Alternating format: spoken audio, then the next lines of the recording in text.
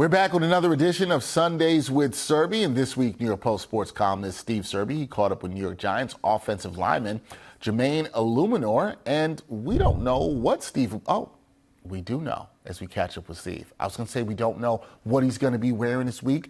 Could be a white blazer, but this week Steve has stepped up the style. How you doing, Steve? Well, thank you. This week, again, another little trip to Men's Warehouse right around the corner from me. Got 2 jackets for $119 and change. Didn't buy the pants with them, but for this segment, I don't need the pants. I mean, I am wearing pants, but I didn't need those pants. I'm disappointed. So you like it? I'm a little disappointed you didn't buy the whole suit. I'm also disappointed you keep shouting out Men's Warehouse, and they do not sponsor this segment. But Men's Warehouse, if you'd like to, we will gladly take some checks. We will definitely do that. Right, Steve? I'm sure we would. As a matter of fact, I will send this to Men's Warehouse or deliver it personally and show them how fond we are of Men's Warehouse. Yeah, and how stylish you're looking as well, too. Glad to see the style for the second week in a row. I don't think Steve has ever brought this much style to this segment, but 2 weeks in a row, which means Zach Brazilla out there, you got to step your game up. You got to step your game up. We're calling on you to step your game up. But Steve, in your Q&A this week, when you spoke with Jermaine, he opened up about almost quitting football twice due to depression. How did he describe his lowest moments, and what stood out to you about his resilience during those times as he got back to playing football? Well, he deserves all the credit in the world. 2020, the New England Patriots didn't like their style of coaching. 2023, he had a nightmare game against Khalil Mack, totally lost his confidence, didn't feel he was worthy, didn't feel he belonged in the NFL. And then he called Lane Johnson from the Philadelphia Eagles, the right tackle. And Lane Johnson had battled depression, and Johnson directed him to a mental coach named Brian Kane, and that was a life-changing experience for Eluemunor. He now meditates twice before a game. He speaks or texts to his mental coach on a weekly and sometimes daily basis with Zoom calls, and he watches videos of Georges St-Pierre and Mike Tyson, who talk about lacking confidence on their way into the ring. But once they get into the ring and stare down their opponents, then they feel otherworldly. They feel as if no one can beat them.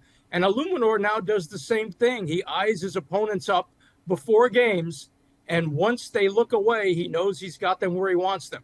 So credit to him.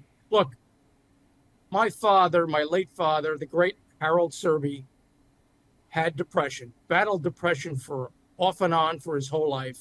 I saw what it did to the family. I saw what it did to my mother, who was a trooper in every sense of the word.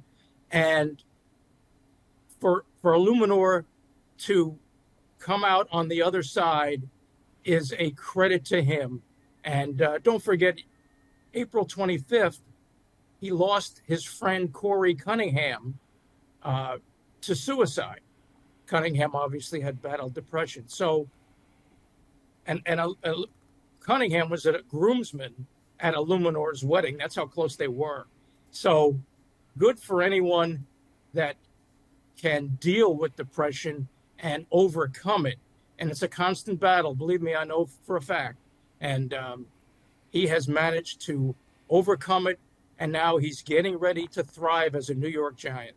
Yeah, and Steve, thank you for sharing that story about your family and your dad, and even with Jermaine Eluemunor, who you got to speak to. You never know what somebody's going through, but it is beautiful when you can see people get the help that they need to overcome something as challenging as depression. And Jermaine spoke to you about his renewed confidence and determination to be great. How does he believe his personal transformation, which you just spoke about, how does he believe that can help this Giants team in 2024? Well, the Giants team on the offensive line has needed help ever since Dave Gettleman arrived and vowed to fix the offensive line. And the Giants are still working to fix the offensive line.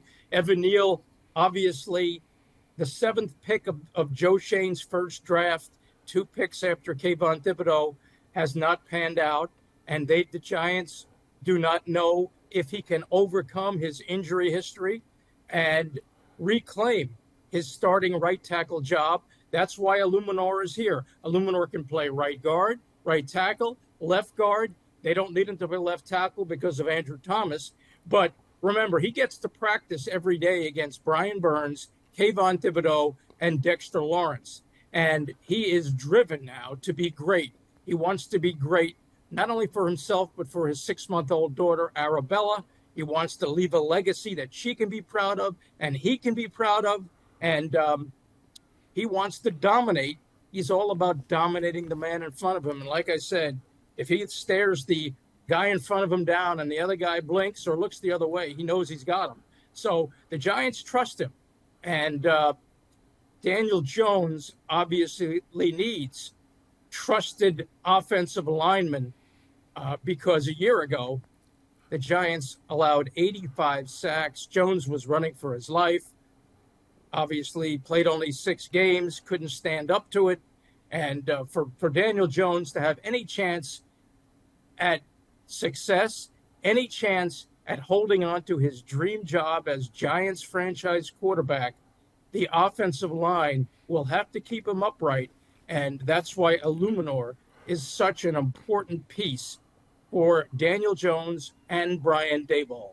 Yep, we will see what Eluemunor can do for the New York Giants this season. Fantastic story, fantastic Q&A by the great Steve Serby this week on nypost.com. Go check that out. Also, a fantastic blazer delivered by Steve for the 2nd week in a row. We will see what he's able to do if he can make it 3 weeks in a row. A lot of pressure on you now, Steve, to become stylish, Steve, and keep up the streak. A lot of S's there, too. Nice well, all I can say is, look, I am ready to threaten DiMaggio's streak. How's that? All right. You got a little work to do. You got a little work to do, but I like the starter streak. I appreciate it. I'm just trying to go drip to drip, drip for drip with Dexter Henry. Wow. Drip is another word I never thought I would hear from you, but I'm glad to hear it. I am definitely glad to hear it. Like the drip, Steve. Thank you. I'll see you next week. All right. Thanks.